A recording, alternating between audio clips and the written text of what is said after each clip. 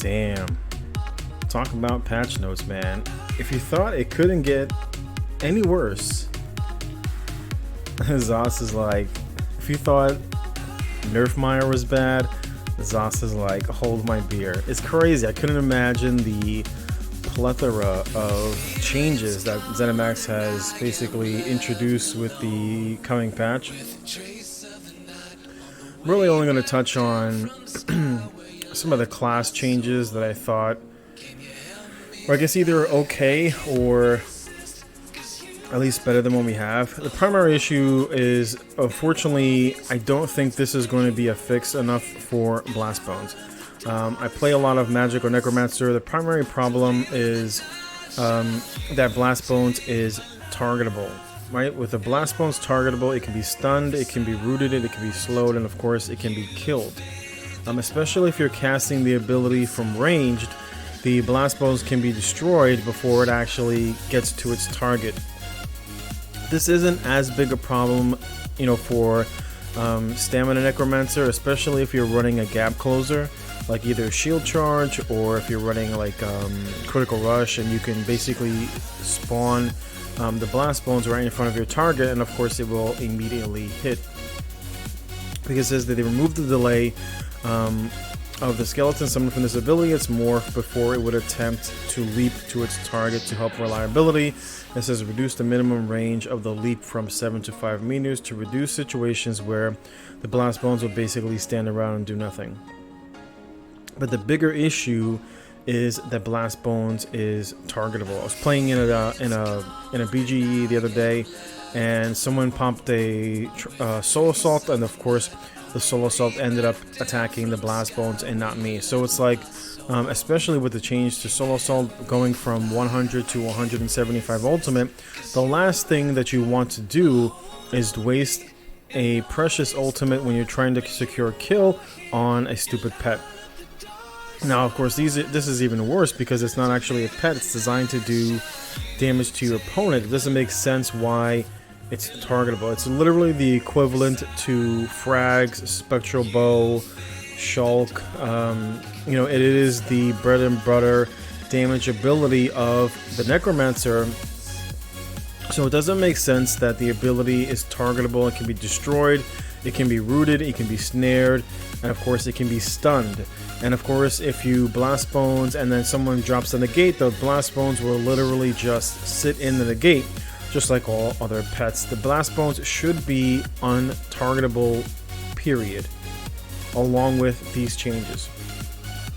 Now, the other issue is that Blast Bones is really strong, and so I kind of disagree with removing the delay, because the delay gives it that little bit of counterplay, where it allows your opponent to react.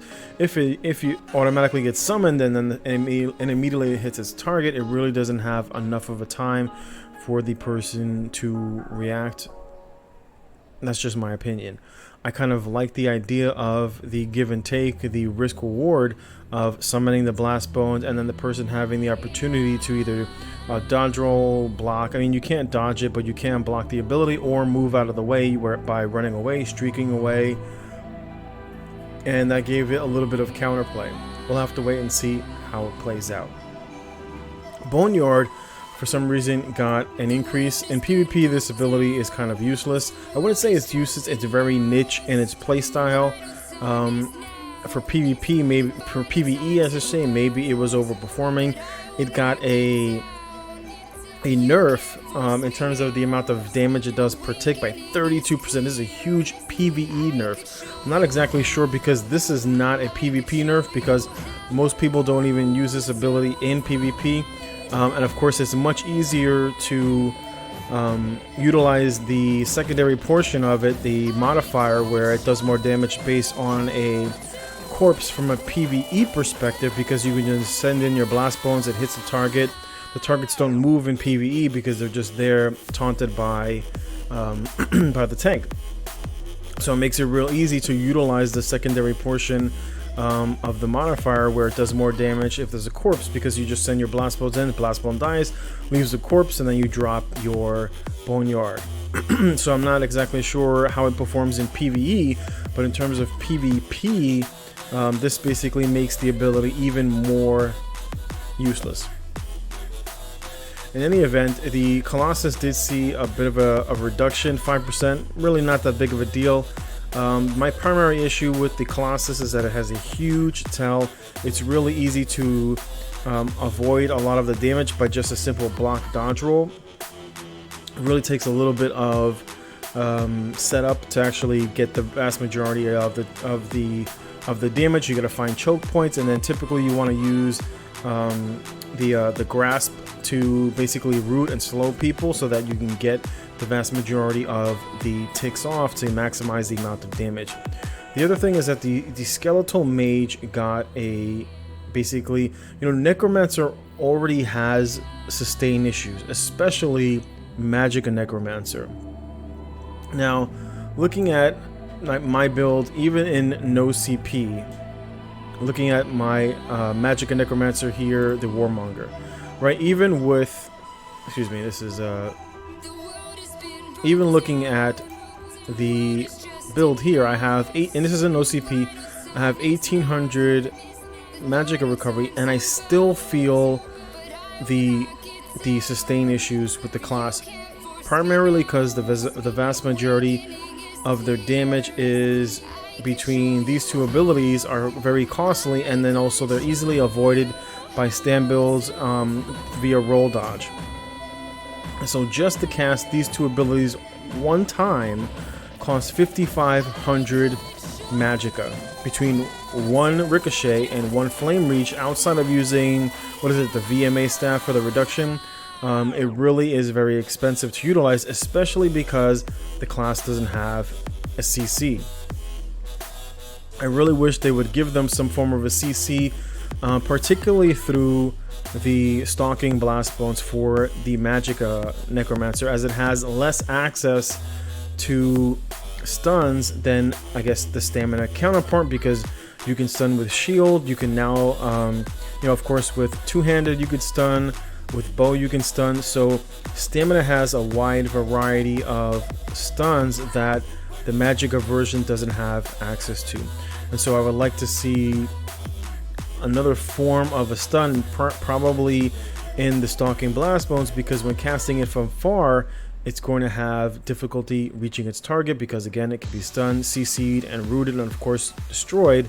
And of course, the purpose of casting it from range is to take advantage of the morph, because it does more damage based on how long it takes to reach its target. So now if they increase the ability of the Blast Bones to move right away, does that then decrease the amount of damage that it'll do, since the primary purpose of the Magic morph is to do more damage based off of the time it takes to get to its target? What I would like to see is this ability to be given a stun, so you can drop this ability and maybe work something else in and give Necromancer another, either a dot that sticks to its target, because in PvP you don't have access to a dot, although they did change Flame Reach, one of the morphs, to have an increased dot, which is great, but then you need a stun. So I would like to see this ability remove the portion that increases the damage based off the distance traveled and give it a stun. Whether it's a single target ability now, it doesn't do AoE damage, it does single target damage, but then it stuns its target immediately, so that you have access to a spammable, a dot, and then a stun ability, and then every other class has access to, at the very least, just like Warden. Warden has a spammable, it has a dot, and it has access to a stun. Basically every class has that kind of setup except for the Magic and Necromancer, and it really needs it because it struggles in terms of damage and being able to put players down a little more efficiently. That's just basically my opinion on my take on Magic and Necromancer and what it needs. The other issue is that, again, the same problem with the Skeletal Archer. Even though they increased the damage by 90%, the problem is you cannot get the ability to focus a target, and it does AoE damage. So the Magic version does AoE damage, so it's reduced, of course, by things like Shuffle by minimum of 25%. So if you're fighting another stamina build, or anybody utilizing shuffle or anything that gives you access to the reduction. For example, Nightblades have a buff that also, blur reduces AoE damage by 25%. So it really reduces the amount of damage that this does, but you also cannot utilize it to focus targets. And that's part of the problem, is that this would be great if you were able to utilize it where, kind of like other pets, where when you heavy attack a particular individual, or if you utilize the pet command, that it will then target who you specifically choose. And in my opinion, that would be a great fix to this ability. Make it single target and make it hit the person that you're focusing, either via heavy attack or with the pet command. And of course, the other issue is that they dramatically increased the cost. Necromancer really does struggle in terms of its sustain, because it really doesn't have access to a really good option. Because of looking at the Necromancer class, you're typically going to utilize Summoner's Armor for the reduction. When you cast a summon ability like Blast Bones or the Mender, or for example the Skeletal Mage, it's the next cast after it dies that gains the reduction by 25%. But the thing is that 4K is really expensive on this ability. That really is very lackluster. Also, it says they reduced the scaling. Bonus to 2% per hit from 10%, which ranks up to 5%. The archer, of course, no longer scales up. So these are PvE skills that are being used, because really no one really utilizes the Skeletal Mage in PvP, because you can't choose who it's targeting. The other issue, of course, is with Shocking Siphon. Again, this is a PvE ability. This is designed after you've either, when you send in your skeletal blast bones, of course, after it dies, it leaves a corpse at the target location. And then, of course, you're able to utilize things like Shocking Siphon. Shocking Siphon is an ability, it's got about a 5-meter range. It's really not useful in PvP. Useful in PvP, they remove the cost. It says it vitally drains life from the target, does X amount of damage over X amount of time, and it basically does it in AoE. Really good for PvE, not so good for PvP. Actually, it's particularly useless for PvP. Of course, they remove the cost, and then of course they decrease the amount of damage that it does. And then the Mystic Morph, or the Magic Morph, that used to return Magicka, that of course it returned less Magicka than it cost. And since it now has no cost, that ability also has been reduced in the amount of Magicka that it returns. But again, no one is going to use this ability in PvP. It will be useful in PvE. The Bone Tyrant, this is just basically the Bitter Harvest is the ability that it drains ultimate whenever you basically consume a soul, and then it heals you for a primary small amount of HP, and they increase that by 11%, making it a little bit easier on the tooltip to know basically how much it's going to give you. There was like a minor fix to a glitch in Bone Goliath. Living Death, the Render Flesh, had a fix. For some reason, the Befouled node was basically increasing the amount of heal debuff, because it basically applies Minor Defile to you. And of course, obviously, if you're putting points into the Befouled Star, you're increasing the amount of Defile that you're going to receive, and of course, that was a fix. The Restoring Tether is a really great ability. I use it basically on every single build. It gives you really good HP sustain as well as stamina sustain. Unfortunately, this got the exact same treatment as the Shocking Siphon. They removed the cost to it, which is great. It now scales for either stamina or Magicka, so of course no longer having to go hybrid to take advantage of this ability. But the Mortal Coil Morph got reduced in the amount of stamina that returns, got cut basically less than half. And of course they decreased the healing by approximately 14%. Another cost increase to the Spirit Mender. The base morph got an increase from 2430 to a base of 4320. That is a lot. It's almost 2,000 more magicka. And of course, they increase the healing by 90%, which is great. The primary problem is that, of course, it's very expensive. This will be a lot more expensive for those utilizing the morph that reduces damage. If you're a stamina necromancer and you're utilizing the other morph that does the 10% reduction, because now that morph does not have the reduction, that is going to be a little bit harder to keep up. It does last 16 seconds, but primarily you're going to see a little bit more stress on your magicka pool, so you're going to end up wanting to build for a little bit more magicka recovery. The intensive mender, on the other hand, got its ticks reduced. It got the scaling. Before on live, it basically does 3 times the amount of the base morph, whereas because they increased the heal by approximately 90%, it now only does basically double the amount instead of 3 times the amount, but of course it's 90% stronger.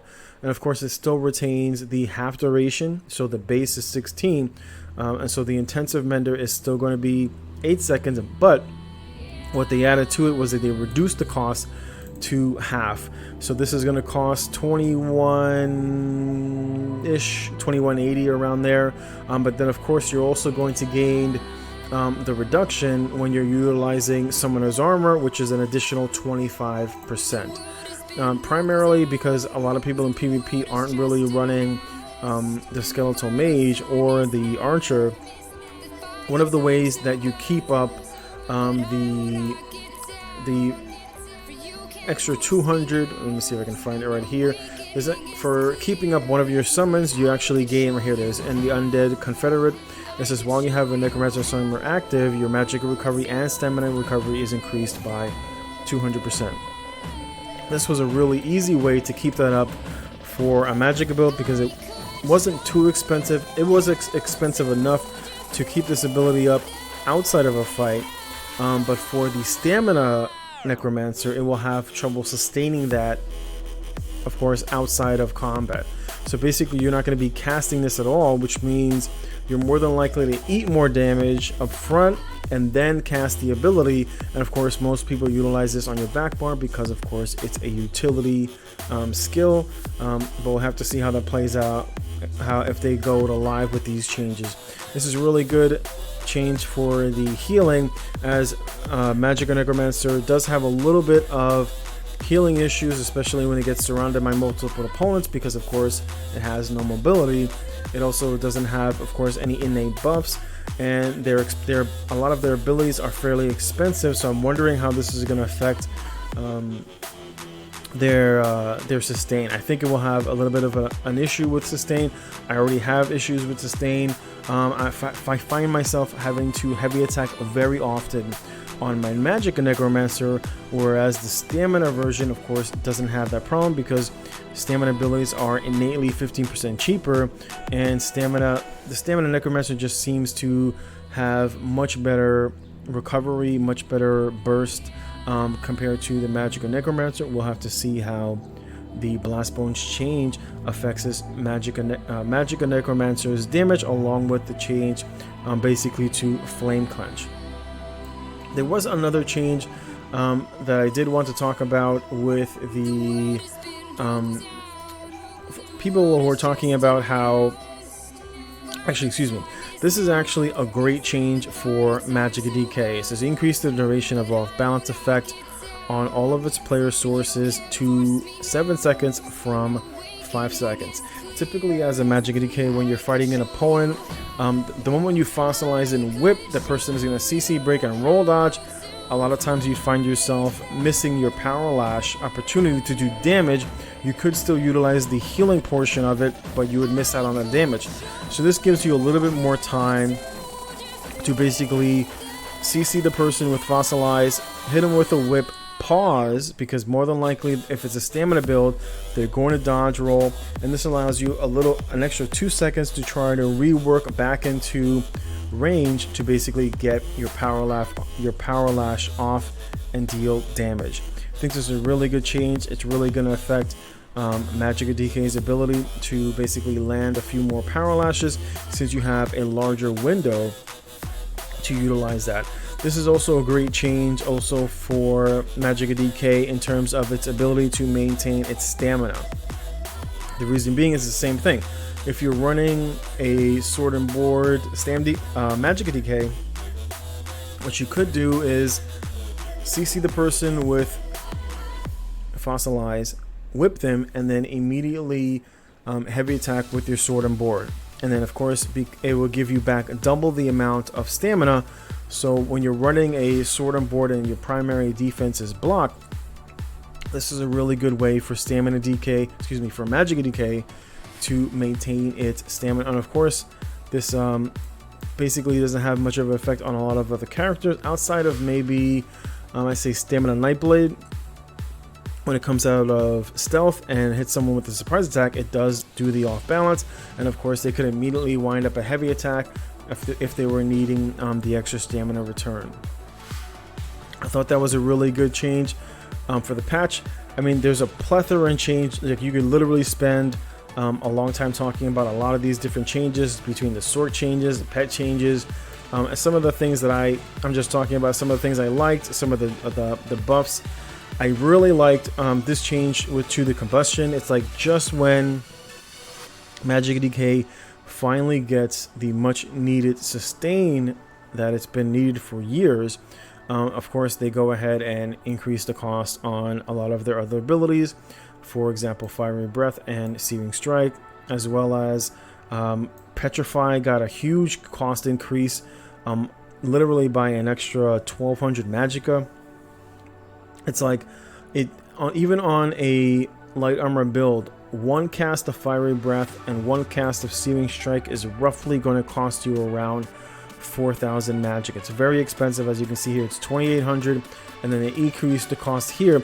So this is basically a 5,000 base cost, or almost 5,100 cost to basically your dot abilities. And typically you're spamming these more so, especially if you're running Molten Whip. So this is going to hurt builds who are utilizing Molten Whip, because they're forced to spamming Fiery Breath and Searing Strike more often than a DK that's using Power Lash. So it's like, not only are you going to have not only are you going to have healing problems because you're missing out on the heal for Power Lash, and you're already having sustain issues because you're forced to spam basically abilities that are designed to be damage over time abilities, and then now they're basically increasing the cost of those abilities even more, making it far more difficult for people to utilize the Molten Whip morph. They also went and reduced the amount of passive spell damage and weapon damage that you got from 125 to 75, which is a huge reduction of 150 Magicka. That's a loss. The other issue is that, of course, even though they did increase the amount of damage that Searing Strike does, the problem is if you're running a Molten Whip build, you're not letting the ability ramp up to the end. So what happens is you're basically spamming abilities that are designed to last 10 seconds or longer, and then they went and increased the cost. And even though they increased the amount of damage per tick, at least for Searing Strike, you're not really going to see the benefit of that, because basically if you're utilizing Molten Whip, you're spamming these abilities more often. And then of course with the cost increase, so it's like, great, they finally increased they decreased the cooldown from 5 seconds to 2 seconds, so now you're getting, originally you got 500 every 5 seconds for 10 seconds. Now you're getting 2,500 over the basically time frame of 10-second window. And of course, I already run the charge trait on my Magicka DK. I had talked about that. I think it was about a patch or two ago, about why on my Magicka DK, when I run, because I run back bar on Burning Spellweave, and of course I did choose to run, as you can see right here, the charged with a weapon glyph on the back bar, primarily so that I could make sure that I was keeping up the burning passive as often as possible. This just, of course, basically buffs that. So these were kind of some of the issues that I had. I don't use Ashen Cloud. Maybe this is utilized in PvE. It's really not useful in PvP. It costs far too much to be useful in PvP, and they just made it even more costly, which means even less people are going to use it. Petrify, for some reason, got a cost increase, a very big cost increase, and this is going to affect Stam Decay more so than Magic Decay, because you're typically working with a little bit less region and of course a smaller Magicka pool. The other thing is that they reduced the range on the ability, and I don't understand why. Originally it was 15, it got gutted down to 8, and now it got gutted down to 7. But a lot of your abilities are between 7 and 10 meter range, so it doesn't make sense that they would increase the range of your spammable abilities, but your basically your only crowd control that you're able to use now has a 7 meter range. This got fixed finally. The heal there from this ability, this is the morph you should be running if you are a Magic Decay, especially if you're a Magic Decay running Sword and Shield with Talons. The reason being is because it increases the window and the amount of opportunities that you're able to Power Lash. If you're running Fossilize, since Fossilize both CCs and roots, and when the person roll dodges, they then are immune to being crowd controlled with a root. So that's why I had been running this ability, the Shattering Morph, ever since they changed it to a heal, because Magic Decay does have healing issues, especially because you don't have mobility and you're surrounded by a lot of targets. Typically you're running a light armor because you're trying to deal as much damage as possible, and basically you need as many heals as possible. And of course, Coagulating Blood isn't that great of a heal, because it's far too expensive for the amount of magic that it costs. So you basically need every form of heal on a Magic Decay that you can get. And of course, this was a minor fix to that ability, where it was, and it's going to have a little bit of a cost increase. The other thing that I wanted to talk about was Lotus Fan. It's like finally, Lotus Fan, they finally made it really useful. They increased the dot, they gave it minor vulnerability, and then they went and reduced the amount of damage by 22%. It's really hard if you're playing a melee Magicka Nightblade, kind of like I do. Where we go, looking at the build for my melee Magicka Nightblade,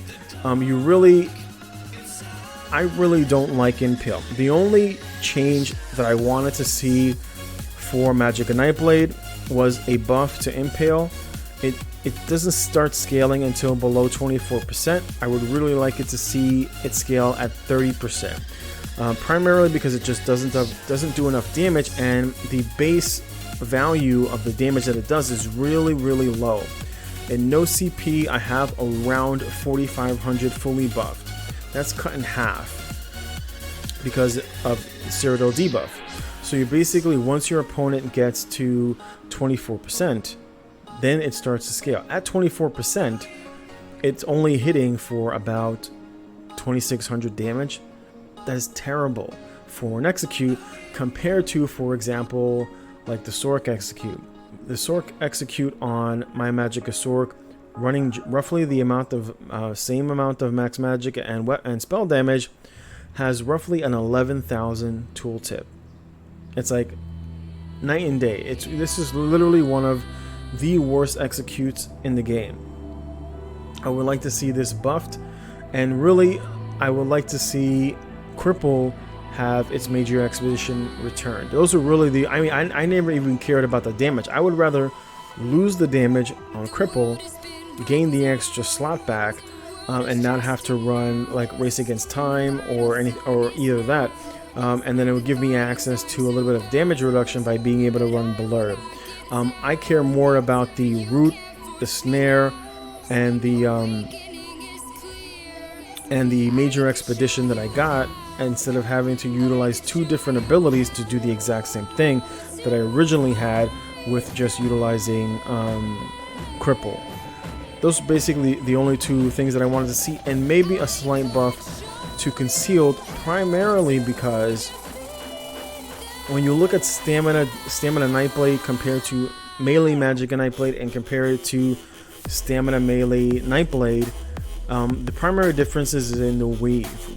And so the one way that you can make up for the loss of wave damage is by increasing concealed weapon, because if you're running a Destro staff, you're typically not running concealed, you're just running Swallow Soul, and of course you're running Merciless Resolve, and then you have probably on your bar either a damage shield or a CC for like fear, or what's it called, Flame Clench, and then of course you're running Inner Light for the extra magicka and the critical buff. And then basically your back bar is typically utility.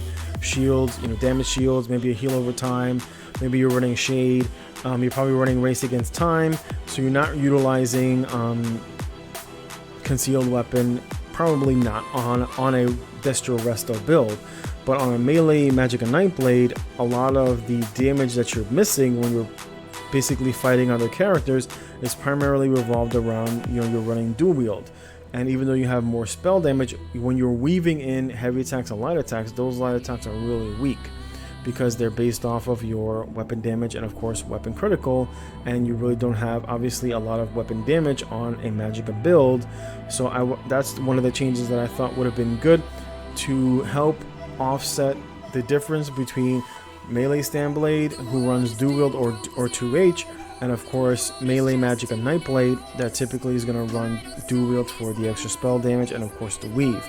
And since the weave is weaker, one way that you could have offset that was by increasing the amount of damage that Conceal does compared to its counterpart surprise attacks. Between that and then of course increasing Impale, either increasing the damage, the base damage, or increasing the threshold from 24% to 30%, and then giving Crippling Grasp back the major expedition, so that you don't have to basically gain access to another bar slot, so that you could run things like Mark Target, which are now free, which will of course give you more damage, and of course give you access to Major Berserk. So it's really a wide range of abilities that you could put in this slot instead of having to run a redundant ability because they decided to remove Major Expedition from... I mean, I would rather than move the damage. I would rather keep it for the root, the slow, and of course having Major Expedition, especially on a melee Magicka build that really needs the mobility more so than the Destro Resto build. That's basically going to be it. There are a plethora of other changes that I will talk about. Of course, there's a lot of sword changes. I can only imagine the amount of tears on the forums for Pet Sork. It finally got a nerf. It needed a nerf for the longest. It was really overperforming, but that'll be the end of this video. We'll come back with another one talking a little bit about... I was watching quite a few streams. Everybody's talking about, 7th and Fury got nerfed. I'm like, what? Are we both reading the same patch notes? Anyway, I'll get back to that probably sometime later today or tomorrow. Have a great day. I'm gonna get some rest. I actually just got home from work, and of course I'll be back streaming tomorrow night, 8 p.m. Eastern Central. Have a great day. Take care. God bless.